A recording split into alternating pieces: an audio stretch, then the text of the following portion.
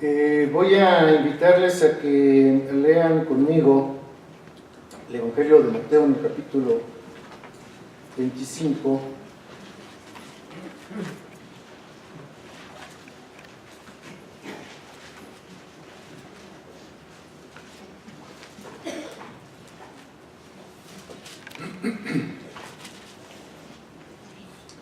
Una de las parábolas, perdón,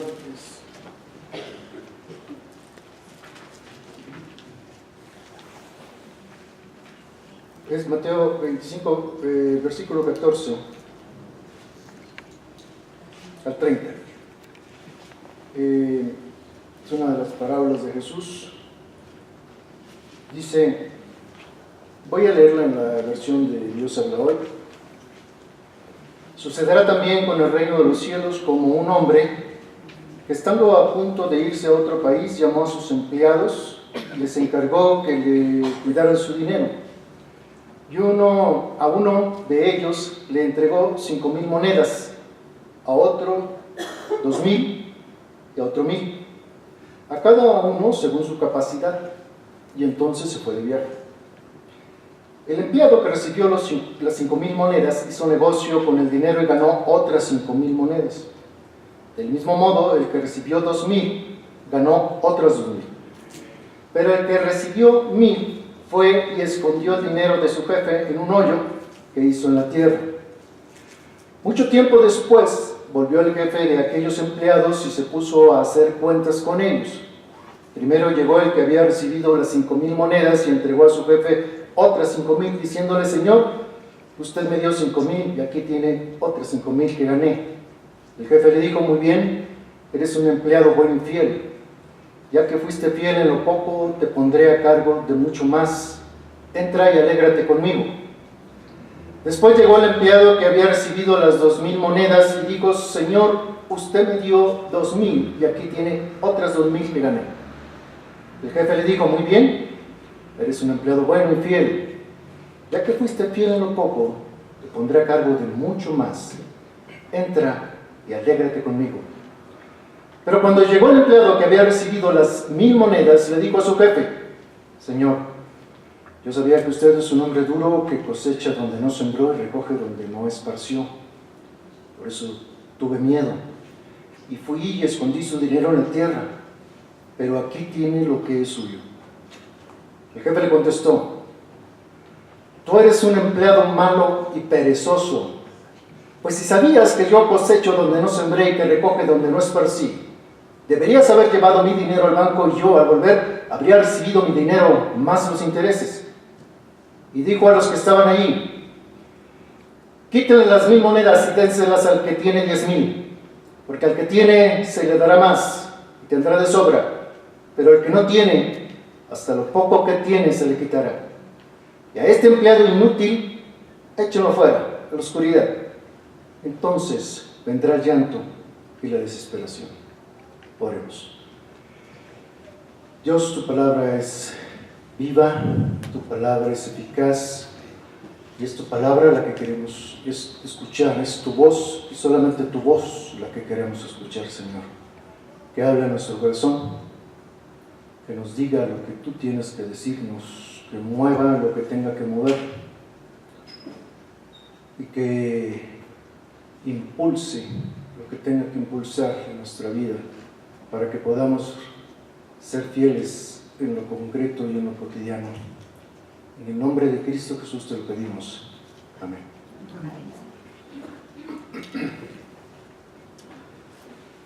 Este Evangelio de Mateo, escrito alrededor del año 80, pues es un evangelio que está muy bien escrito, en griego muy claro. El Evangelio es un libro verdaderamente singular. Si lo comparamos con los otros evangelios, Mateo destaca por ser el más semítico, el que contiene mayor citas del Antiguo Testamento, el que más extensa y ordenadamente ha agrupado los dichos de Jesús, incluso el que aporta más precisiones monetarias. Casi se puede hacer un estudio de la economía del tiempo y hasta de lo que pensaba Jesús sobre la economía y cómo la veía.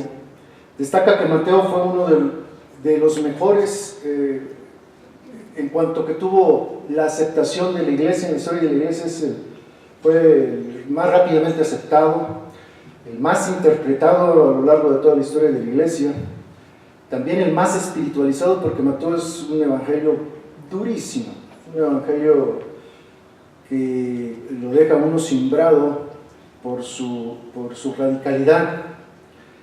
Y pues desde el punto de vista literario, este evangelio también presenta características dignas de consideración. Tiene un buen orden, está muy sistematizado, tiene mucha precisión en el material que Mateo escogió y cómo lo acomodó. Y en este acomodo, y antes de llegar a la parábola que nos ocupa, Jesús ha entrado a Jerusalén y tiene algunas confrontaciones directas en el templo. Y la acusa de ser una institución mal usada, y tiene una confrontación también con los líderes a los que consideran que han deslegitimizado la institución. Y los señala como gente sin fruto, los acusa de homicida, les advierte que están fuera del banquete de Dios, y todo esto en medio de fuertes controversias con el Sanedrín, con los fariseos, con los herodianos, con los saduceos. Y en medio también de todo esto, Jesús está llamando a sus seguidores a no ser como ellos, lamentándose de encontrar a una ciudad como Jerusalén que se niega a escuchar a Dios, al punto de matar a sus profetas. Es una situación difícil, dura, de Jesús en Jerusalén. Me llama la atención que el tema de este año que han escogido ustedes es año de vitalidad. Vitalidad.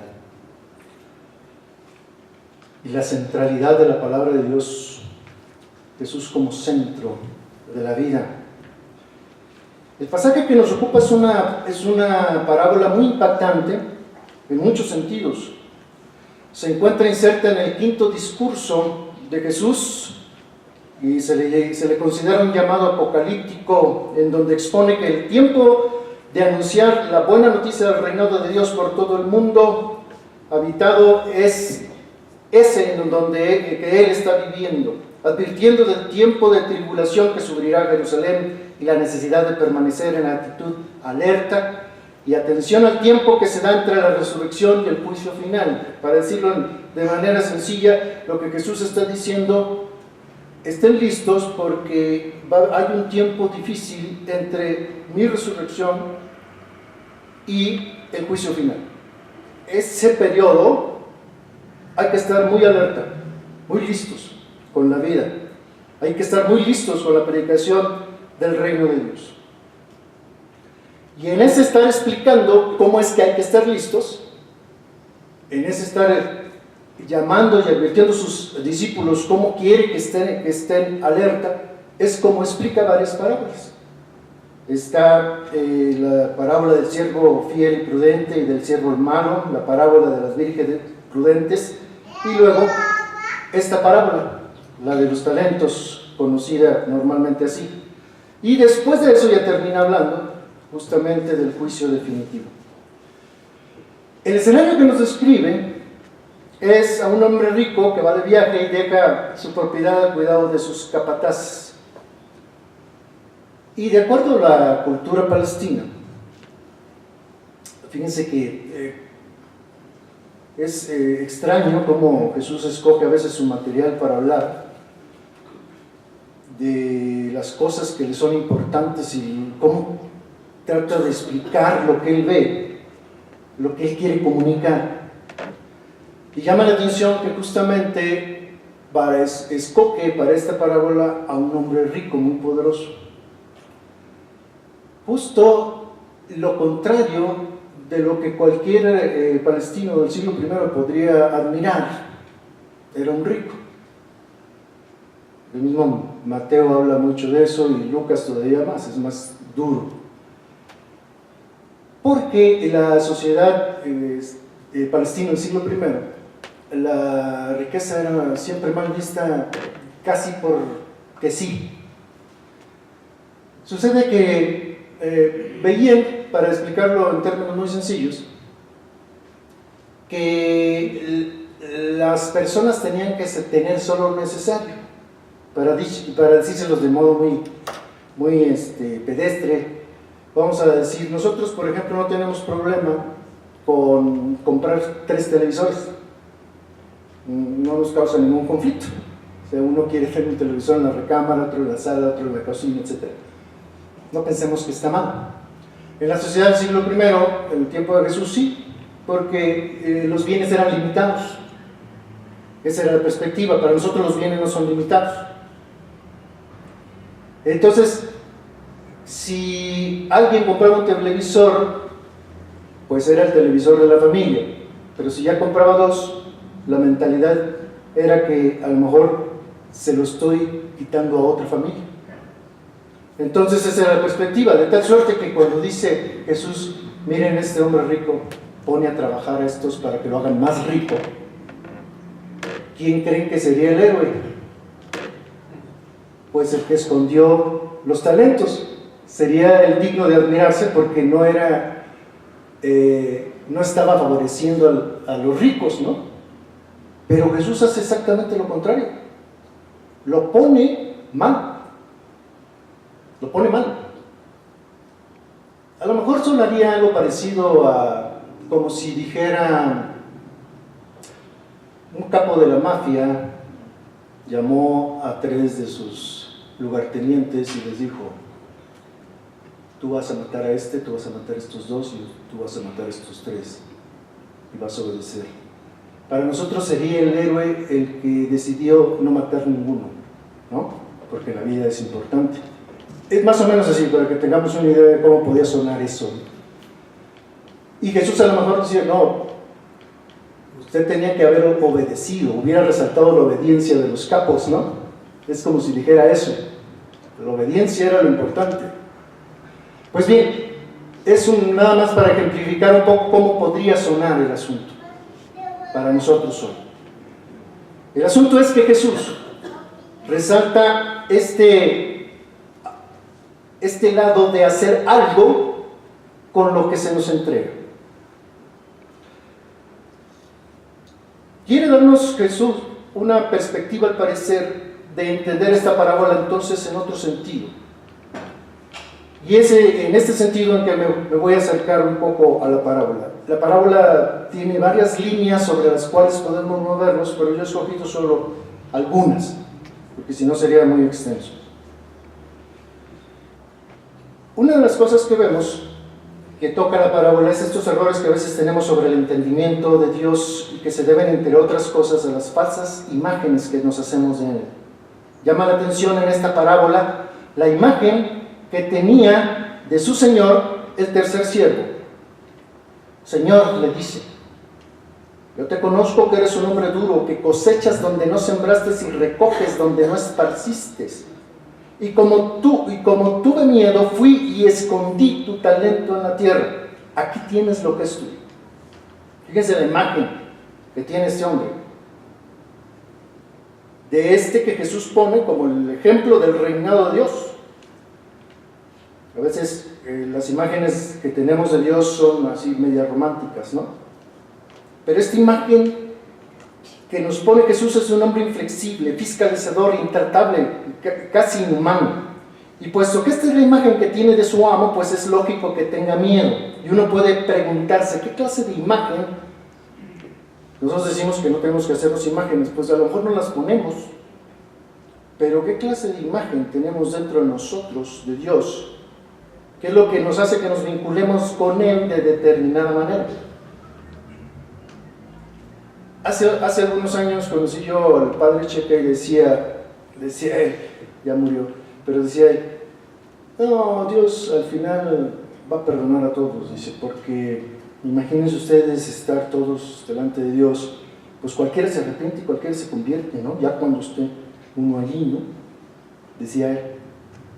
Eso es una imagen de Dios, ¿no? Dios que al final va a perdonar a todos, si va a suceder o no.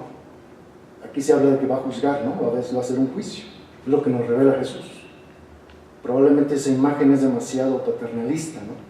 Pero ¿qué imágenes tenemos nosotros, dentro de nosotros mismos, que puede hacer que hagamos o no, que seamos más o menos fieles a Dios, para que la vida de verdad tenga significado en ese vínculo que tenemos con Él? A veces podemos tener una imagen de Dios así, bonachón, buena onda, paternalista, al que no le importa mucho si nos ponemos a trabajar nuestros talentos, porque al final su amor es tan grande que nos va a perdonar. Concentremos en el siervo negligente de esta parábola. Es el tipo de persona obsesionado con la personalidad de su amo. Rendirle cuentas de lo que le entregó es su obsesión, pero una obsesión que lo paraliza. No quiere arriesgar nada. Lo más seguro para este siervo es guardar el dinero y no hacer ningún negocio, pues los negocios siempre tienen un grado importante de riesgo. Ya no quiere perder. Así que lo más seguro es enterrar el dinero. El siervo resulta ser negligente. Si uno aplica eso a sí mismo, ya sea en lo personal o como iglesia, uno tiene que aceptar que llegamos a veces a convertirnos en sepultureros de nuestros talentos. Sepultamos la palabra de Dios, el Espíritu de Dios, y la fe a veces también la sepultamos en los templos. Y a veces los templos se convierten en tumbas para desiertos feligreses. Pero el caso es que al congelar los dones recibidos, nos congelamos a nosotros mismos. Nos volvemos, ahogamos todos nuestros impulsos, incluso podríamos decir, ahogamos nuestra vitalidad cuando escondemos nuestros talentos. Y entonces nos ahogamos a nosotros mismos, apagamos nuestra espontaneidad, porque con esta actitud, a veces esta actitud convierte el Evangelio en ley, en dogma, en manual, en reglamentos morales, etc. Igual que el siervo negligente de la parábola, nos asusta arriesgar, nos asusta lo imprevisible, lo novedoso, y nos agarramos a la supuesta seguridad que nos da un marco de referencia religioso. Es entonces cuando volvemos al reino de Dios algo duro, esquemático, frío, cerrado. Es entonces cuando se acaba nuestra visión de futuro. Nos estancamos, nos quedamos como muertos. Todo eso porque nos imaginamos, quién sabe qué de Dios, que nos hace que seamos así. Dice el siervo, el tercer siervo de esta parábola, dice: aquí tienes lo que es tuyo. Murmura eso, como diciendo, todo está arreglado, está completo, está enterito, tal como me lo diste, así está. Pero el que dice, aquí tienes lo que es tuyo, es Dios. Cuando nos entrega sus talentos para ponerlos a trabajar, es como si dijera: aquí tienes mis dones, son tuyos, están a tu completa disposición, gástatelos, distribúyelos generosamente. Aquí te dejo mi misericordia, mi cariño, mi perdón, mi paciencia, mi justicia, mi deseo de liberación del ser humano. Te autorizo que te apropies de todo y úsalo, reprodúcelo, inviértelo. Es tuyo. Dios es el que dice: aquí tiene lo que es tuyo. Dios no nos llama a guardar nuestros talentos, no nos llama a enterrarlos, no nos da vocación de sepultureros de talentos. No nos llama a defender lo suyo o a protegerlo, porque para eso Dios se basta solo. Nos confía el amor para que lo invirtamos, no para que lo guardemos. Nos confía la justicia para que la invirtamos, no para que la enterremos. Solo cuando se invierte el amor, da rendimiento, por hablar en términos económicos. Solo cuando se invierte la justicia, da rendimiento. Dios no quiere Dios nos quiere creativos, emprendedores, llenos de iniciativa. No nos quiere perezosos, pasivos, inertes. Si solo guardamos los talentos de Dios, es lo mismo que decir que servimos para nada. Las palabras que usa el amo para definir al tercer criado son malo y perezoso. Y miren que es un siervo capaz. Desde el principio de la parábola dice que el Señor, enojón, duro, le da a cada siervo de acuerdo a sus capacidades, no es incapaz. O sea, el Señor vio que ese siervo, el tercero, era capaz. ¿De cuánto? Pues de un talento, pero era capaz, ¿no? Y le dio eso que él sabía que era capaz de hacer con un talento. Pero este siervo se comportó mal. Así que la parábola no habla de los que invierten el talento y se equivocan. Esta parábola no habla de los que echan a perder algún negocio porque están arriesgando. Se dirige a los que sabemos invertir, aunque sea un talento, y no lo hacemos. A esos les habla. La intención de la parábola entonces es para los que vamos por la vida, vemos oportunidades para hacer toda clase de bien, tenemos la capacidad para hacerlo, tenemos la capacidad para transformar el mundo y no lo hacemos porque nos da miedo. Está dirigida a los que tenemos oportunidades para cambiar la realidad en algo bello y no lo hacemos porque nos da temor. Dios tiene derecho a enojarse con nosotros cuando nos ha entregado una serie de talentos que no tienen nada que ver con los reglamentos ni con las reglas culturales, sino con la sensibilidad de aprovechar las oportunidades para hacer patentes sus regalos a los demás y no las aprovechamos.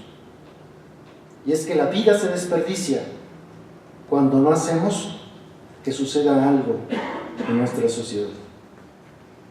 Porque finalmente es una parábola que se da en una ciudad, la ciudad de Jerusalén. Sus seguidores se mueven ahí.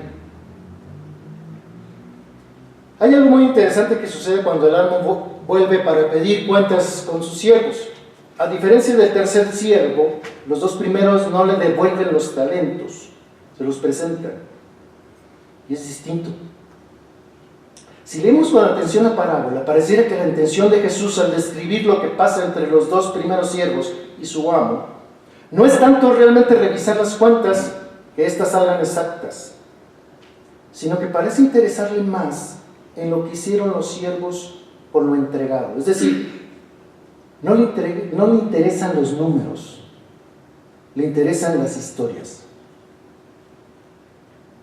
Se trata de contar lo que sucedió en aquel largo tiempo de ausencia del amo. Se trata entonces de contar qué hicimos, de contarle al Señor en el día del juicio, qué hicimos con el amor que nos entregó, qué hicimos con la justicia que nos entregó, qué hicimos con el perdón que nos entregó, qué hicimos con la paciencia que nos entregó, con la libertad que nos entregó, con la convicción que nos entregó. ¿Qué hicimos con todo eso que nos entregó? En este caso uno no necesita entregar números, necesita contar historias. Finalmente de eso está hecho la vida, de lo que vamos construyendo y las historias que podemos contar de lo que hacemos con la fe que Dios nos dio. No necesita uno exhibir resultados, sino documentar el cansancio en el ejercicio de la fe, documentar la pasión con la que hemos predicado y vivido la buena noticia del reinado de Dios, documentar la esperanza que hemos impreso en aquellos con los que hemos andado en el camino de la vida. Se trata de sembrar en la tierra, no de enterrar. Sembrar más que hacer un hoyo para enterrar talentos. En todo caso hay que sembrar con semilla. En este sentido podemos hablar de que no importa si nos presentamos con las manos vacías ante Dios, porque se trata de no retener nada, por decirlo de alguna manera. Ni un solo talento, invertirlos todos. y que el amor se reproduzca allá en donde lo entregué. Que la justicia se haga allí en donde procuré que se hiciera y no quedarme con nada, que la justicia florezca. Los intereses los genera el Banco del Espíritu. Si Dios nos hace ricos dándonos muchos talentos para que nos hagamos pobres, porque no se trata de enterrarlos ni de retenerlos, sino de invertirlos para que produzcan. El amo no regresa por lo suyo, en realidad regresa a alegrarse con lo que hicieron sus siervos con lo suyo. Porque después los invita, pásenle, estoy contentísimo con ustedes, ¿no? Vénganse, vamos a pasarla bien juntos. La alegría del amo es la única recompensa que tiene el cielo. Vente, entra a la fiesta. Y esa alegría no la experimentaremos hasta que regrese el amo. Mientras tanto, entre la resurrección y este tiempo de espera hasta el día en que Jesús regrese otra vez, hay que estar invirtiendo. Y Él nos dirá si invertimos bien. Sería interesante hacer un mapa de los hoyos que se han excavado y se siguen excavando en el terreno religioso. ¿Cuántos hoyos se han hecho por el miedo a amar? ¿Cuántos hoyos se han hecho en la tierra por el miedo a mostrar los sentimientos? ¿Cuántos hoyos tendrán enterradas la pasión, los sueños de las personas? ¿Cuántos hoyos o en cuántos hoyos habremos enterrado también muchas cosas que a veces nos hacen ser fríos, duros, como el siervo se imagina que es su amo? Lo más triste es que los hoyos pueden significar vida religiosa, liturgia, activismo, apariencia. Enterrar los dones en los hoyos que hacemos es como si le dijéramos a nuestro amo: aquí tienes lo que es tuyo, aquí tienes la vida, Señor, te la devuelvo intacta. No me he atrevido a vivir, he tenido miedo a equivocarme. Ahí está tu vida. Aquí tienes tu libertad, la he arrinconado, la he puesto bajo estricta vigilancia porque tú eres un Dios de orden y la libertad es peligrosa, pues ocasiona desorden. No he usado la libertad porque es demasiado comprometedora. Te la devuelvo, aquí la tienes, completita. Aquí tienes la justicia, no la he tocado para nada, está tal como la enterré, no la quise usar porque me dan miedo las consecuencias. Si usé acaso algo de justicia, fue solo cuando encontré cierta conveniencia para mí. Aquí tienes el corazón que me has dado, pocas veces lo he dejado que se conmueva por algo. Soy muy sentimental, lloro por cualquier cosa, pero hasta ahí llego. Soltar alguna lágrima de vez en cuando no me compromete. Si hago algo más, temo que se me paralice el corazón, por eso lo enterré. Te lo devuelvo completo. Aquí tienes tus sueños locos de que Dios reine. Eso que Jesús pensaba del reinado de Dios no se ajusta a mis sueños. Ahí está tus sueños. Eso sí, los enterré hasta el fondo. Si me hubiera dejado llevar por tus sueños, seguro me habrían tachado de loco. Tal vez hasta me habrían crucificado. Y así vamos devolviéndole al Señor todo lo que nos dio y le decimos: aquí está todo lo que es tuyo. Curiosamente, tratamos a la fe como a un cadáver, la embalsamamos para que se vea bonita, como si viviera. Cavar hoyos significa neutralizar los sueños de Dios y los nuestros propios. Dejar que la misión profética de la iglesia sea secuestrada a veces por la institución religiosa. Es dejar que la frescura y la novedad de la vida sea apagada por la costumbre o por la tradición. Es permitir que la audacia de la fe sea encarcelada por el temor. Es dejar que la misericordia sea estrangulada por el legalismo. Es permitir que la palabra se convierta en letra muerta. Es interpretar la vida sin piedad, impersonalmente. El talento enterrado puede ser la palabra de Dios sofocada, medida, incapaz de hacernos despertar para hacer algo que transforme nuestra realidad. Puede ser la palabra de Dios que, convertida en respuesta para todas las interrogantes, quede enterrada. El talento enterrado puede ser una predicación descolorida, sin creatividad. Puede ser una predicación también sin respaldo de vida, porque es fácil pararse aquí y echarse un rollo, ¿no? Pero la vida, ahí está la verdad absoluta, la cotidianidad. Para terminar, cuando se cavan hoyos para enterrar talentos, es inevitable que también quedemos enterrados juntos con ellos. A la persona que entierra talentos se lo traga el hoyo donde los entierra. Dios nos ha dado las manos para llevar sus dones lo más lejos posible. Pero a veces usamos esas mismas manos para agarrar un pico y una pala y enterrarlos. Cabe sospechar que si enterramos sus dones, el más sorprendido será el propio Dios. Se sorprenderá de la manera en que hemos vivido el tiempo de espera. ¿Cómo? Llega y dice, ¿cómo que esperaron enterrando? O sea, ¿de qué se trata? Pues les dije que había que hacer algo con todo lo que les di. Se sorprenderá porque va a decir, pero sí que se los dije.